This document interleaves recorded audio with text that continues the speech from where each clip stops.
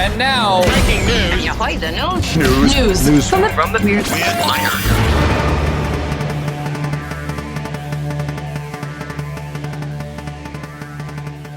All right, news from the Weird Wire this morning. We're going to start with the last story first and the first story last. How's that stuff? Chinese corgi police dog denied year-end bonus. What would you say his name? Fuzai is a 1-year-old corgi who, according to the South China Morning Post, helps with explosive detection for the police in the city of Weifang. However, despite clearly earning unlimited pets and treats for being the most adorable little guy, the year-end review did not receive full marks. Uh-oh. In a video posted by an account operated by the Public Security Bureau, an officer presents Fuzai, what would you say? Sure. With a red flower toy and a can of snacks. The officer then tells them that they are docking the snack can for misbehavior, including being fatigued in the workplace and peeing in a dog bed. Before you volunteer to give up your bonuses to the bestest pup. A follow-up video assured that he received plenty of treats in his Lunar New Year gift package. Well, if you're not working, if he's not sniffing out explosive, that's what dogs do. Shouldn't pee in their bed. True. Hopefully you can get that fixed. He's only one. Imagine going through life, getting to answer the question, where are you from? And you get to say, Krispy Kreme. Where were you born? Krispy Kreme. Such is the case for a newborn baby Dallas, who is welcomed into the world while his parents were parked outside an Alabama location of the Doughnut franchise. According to People, Dallas's father was driving his mother to the hospital when she was in active labor. But their journey was stopped due to the January winter storm that hit the southeast, so they pulled into the local Krispy Kreme parking lot where Dallas was born.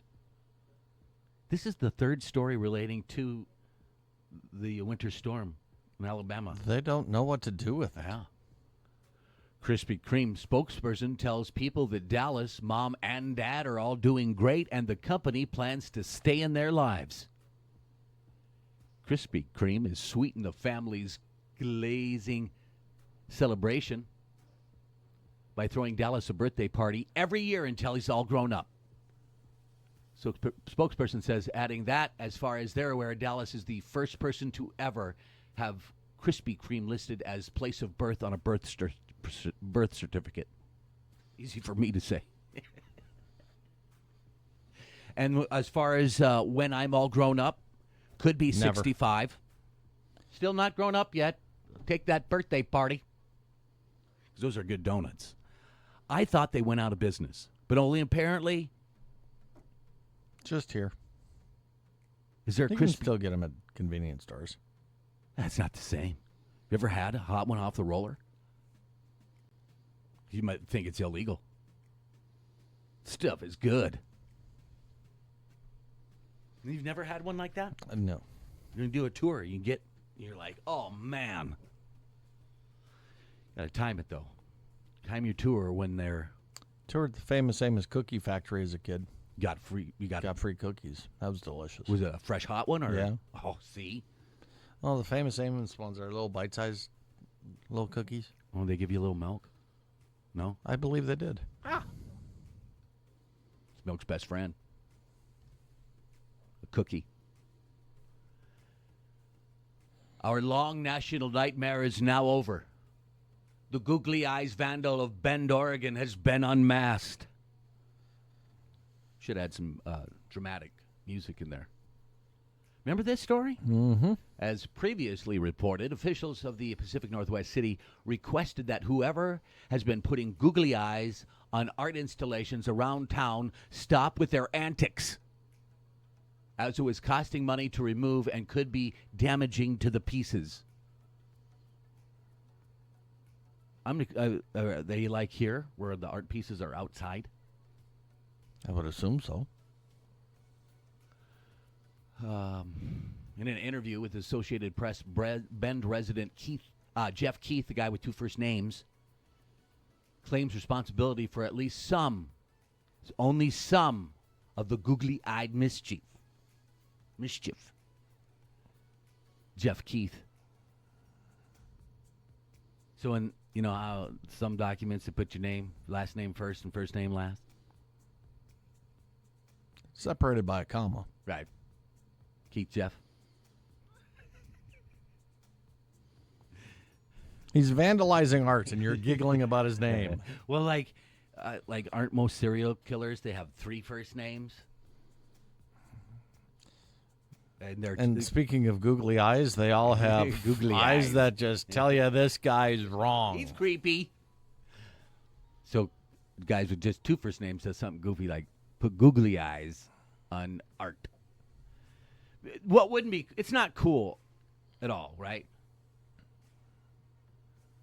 But I'm glad he's not like going inside a museum and putting googly eyes on the Mona Lisa. You know what I'm saying? That's none of it's good, but at least it's not that bad.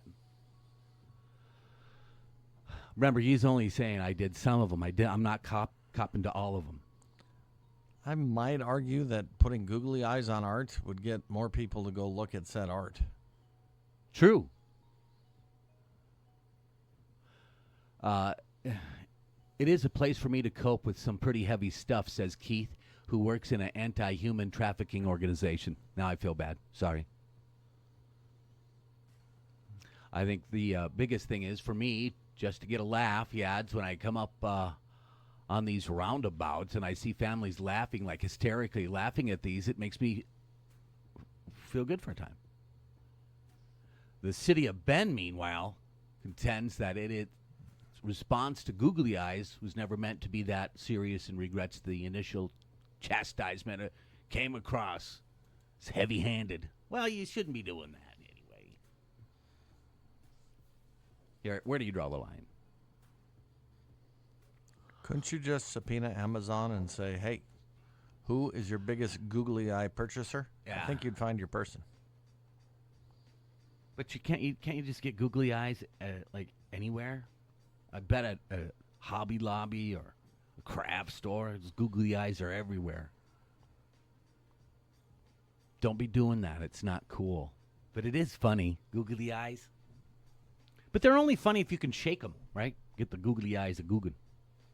Call it googin. Googlyin. Thanks for making a new verb. You're welcome. That's news from the Weird Wire.